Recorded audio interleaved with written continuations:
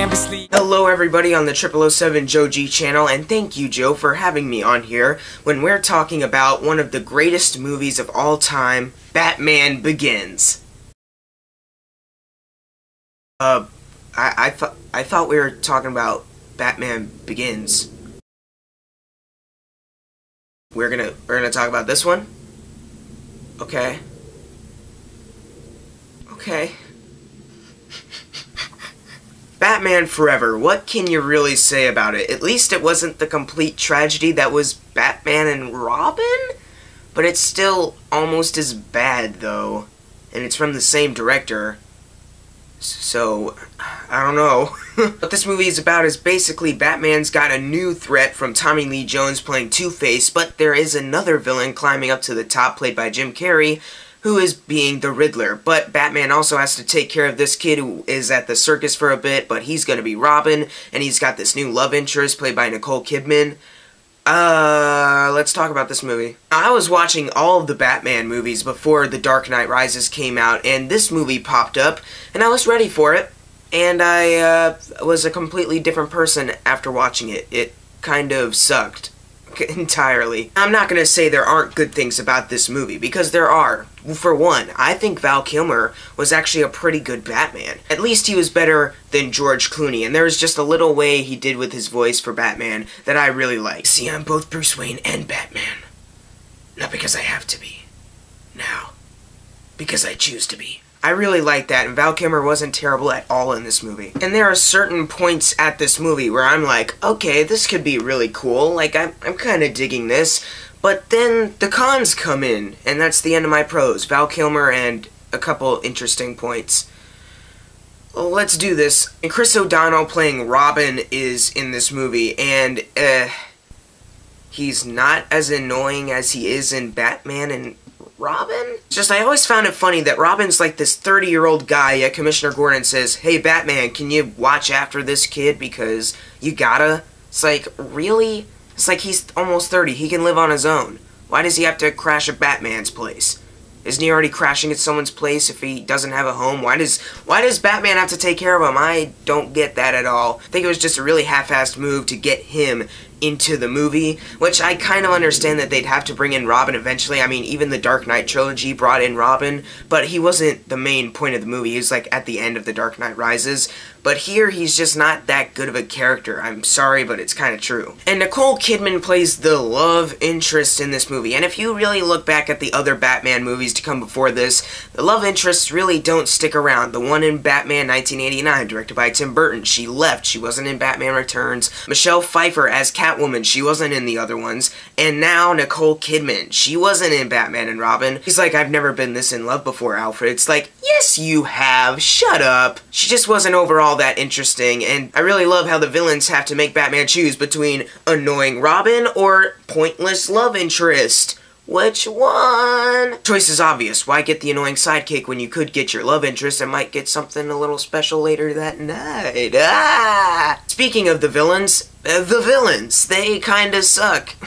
Jim Carrey, he's a very funny guy, but him as the Riddler was just so over the top, just constantly doing weird cartoony movements that just really didn't work. I think the Riddler shouldn't act like the Joker, because the Riddler acts just like the Joker. The Joker and the Riddler are completely different characters, especially Two-Face. Two-Face and the Joker should be completely different characters, but Tommy Lee Jones as Two-Face also was trying to act like the Joker. I think the director just didn't understand what made Batman so good, and anything about Batman, to be honest. Yeah, he's got characters from the Batman comic, but do you know anything about them? And just the director, Joel Schumacher, who made Batman and Robin later, this really was part one of the death of Batman for a while.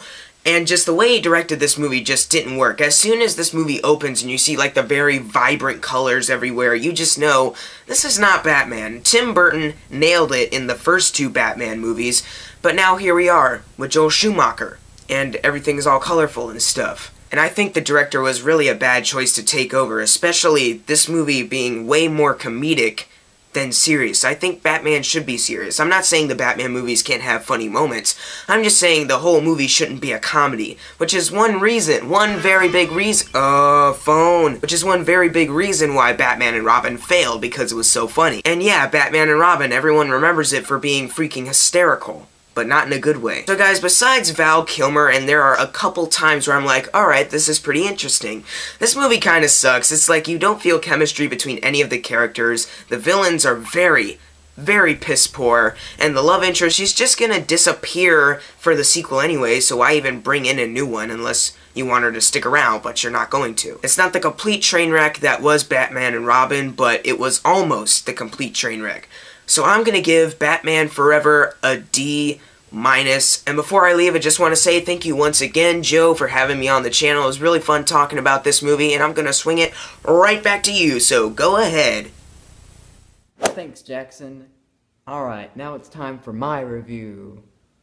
Anyways, guys, Batman Forever.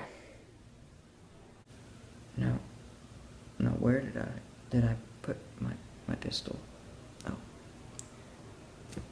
That's right, I got it taken away because I tried it. Never mind. Anyways, Batman Forever. It was, the beginning of the end. Definitely. But that resurrection, though, was... It was awesome. Thank you, Christopher Nolan. But Batman Forever. Was it the worst? No. There was some redeeming qualities, but that's about it. Val Kilmer is Batman. In my opinion, he killed it. He did really good as Batman. Tommy Lee Jones is Two-Face.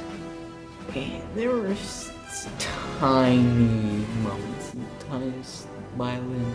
Anyways, there were tiny moments where he was okay. Like, specifically at his last part, when he was about to flip the coin and he's up on that ledge, and then Batman threw up all those coins. That kind of reminded me a tad bit of the old Tim Burton first two movies. Just that one part, though. And, but all the other parts, yeah, he acted like the freaking Joker. Let's see. Oh, Jim Carrey as the Riddler.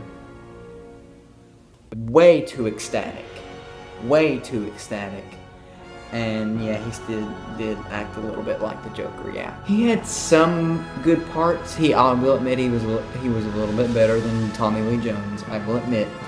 Jim Carrey as the Riddler was a little bit better than Tommy Lee Jones. He did act like the Riddler at some parts, but most of the parts it was like the Joker. But some parts he actually did act like the Riddler. But that was about it. And Chris O'Donnell as Robin. I like this storyline, but him as Robin was the best, but it wasn't as bad as Batman and Robin. He did pretty good as Robin in Batman Forever. Not great. Oh no, he didn't. Oh, it's not good at all. But he did okay as Robin. I'll just give him that.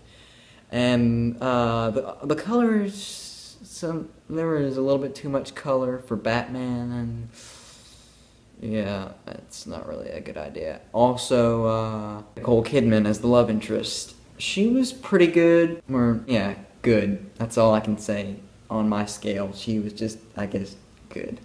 But that was about as good as it got. They never brought her into Batman and Robin. Like, they never continued her storyline, so. Anyways, I would have to give Batman Forever a grade, I guess, because, you know, doing a collab with Jackson Fulcher.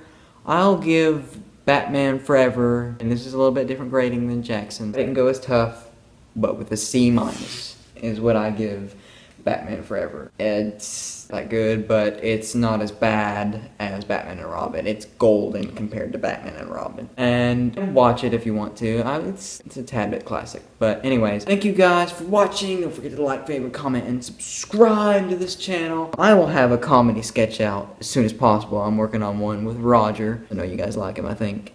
I don't know. I hope you guys enjoy this collab with Jackson Fulcher. Don't forget to go subscribe to him. He's awesome. Keep on doing what you're doing, guys. I love you, 777 people. I'll see you guys later.